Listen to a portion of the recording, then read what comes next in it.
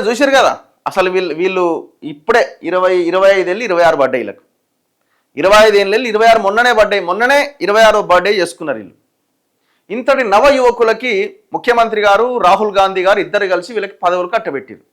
ఒక ఆయన ప్రభుత్వ సలహాదారుడట. ఇప్పుడు ఆయన మొత్తం ఇక ప్రభుత్వానికి మొత్తం సలహాలు ఇచ్చి ఈ రాష్ట్రాన్ని ఏడుకో తీసుకుపోయి ఎవరెస్ట్ శిఖరం మీద పెడతారట. ఎవరు? సుదర్శన్ రెడ్డి గారు. ఇంకొక ఆయన పౌర సరఫరాల సంస్థ చైర్మన్ అంటే సివిల్ సప్లై చైర్మన్ అట ప్రేమ్ సాగర్ రావు గారు.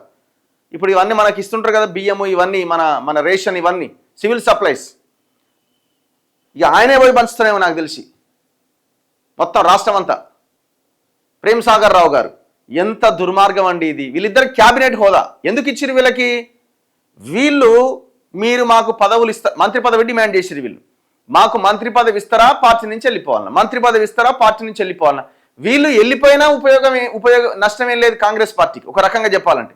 వీళ్ళిద్దరు ఏజ్ అయిపోయింది, వీళ్ళ టర్మ్ అయిపోయింది. ఇక ప్రేమ్ సాగర్ రావు గురించి చెప్పాల్సిన మనం ఇక అవకాశమే లేదు. ఇక మనం ఇట్లా ఇదేది మన పెద్ద పుస్తకం తీసుకొని రాసుకుంటే మొత్తం ఇక రామకోటి రాయొచ్చు. కబ్జాల కోటి రాయొచ్చిన మీద. హైదరాబాద్లో కబ్జాలు, ఎక్కడ మొత్తం మంచిర్యాల జిల్లాలో మొత్తం అరాచకమే.